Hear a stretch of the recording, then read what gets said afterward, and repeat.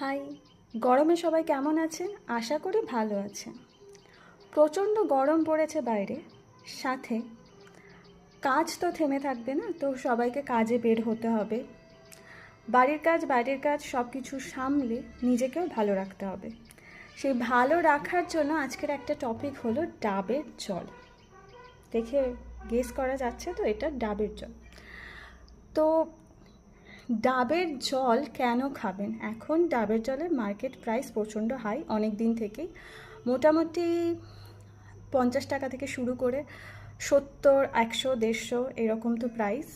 But গরমে আপনারা তো বাইরে বের হলেই অনেক কিছুই ট্রাই করেন, কোল্ড ড্রিঙ্কস, তারপরে আইসক্রিম, এগুলো তো ট্রাই করেন। এগুলোকে একটু অ্যাভয়েড করে, আমি যে একেবারেই অ্যাভয়েড করতে বলছি তা নয়, ইচ্ছা তো হয়, একটু অ্যাভয়েড করে মাঝে সাঝে এই ডাবের জল কিন্তু কিনে খেতেই পারেন।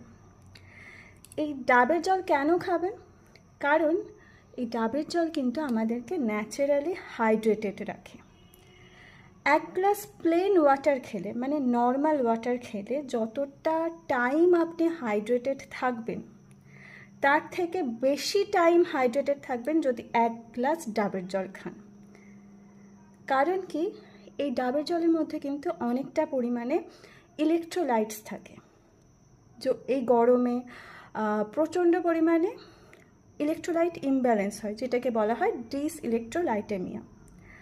তো এই ইলেকট্রোলাইট ইমব্যালেন্সের জন্য অনেক কিছু প্রবলেম হয়।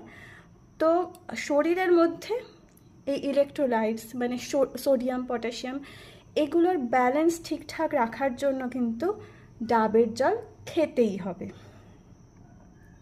কারণ গরমে প্রচণ্ড পরিমাণে ঘাম হয়, তো শরীরকে হাইড্রেটও রাখতে হবে, আর এই ইলেকট্রোলাইট ইমব্যালেন্সটাকেও ঠিকঠাক রাখতে হবে, মানে ইমব্যালেন্সটা হতে দেওয়া চলবে না, তার জন্য ডাবের জল খেতে হবে।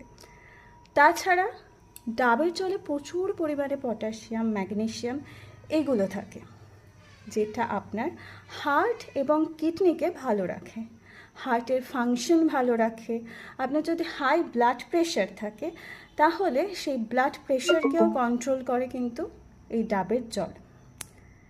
তবে কিডনির পেশেন্টদের জন্য একটু আলাদা, সমস্ত কিডনির পেশেন্টদের জন্য কিন্তু ডাবের জল প্রেফার করা যায় না। তার কারণ রিপোর্ট অনুযায়ী এবং পেশেন্টের কন্ডিশন দেখে ডাবের জলটা প্রেফার করতে হয়। যাদের কিডনির প্রবলেম আছে সবাই কিন্তু ডাবের জল খেতে পারবে না। তো এটাই ছিল আজকের ভিডিওতে, আরও কিছু পয়েন্ট আছে পরের ভিডিওতে।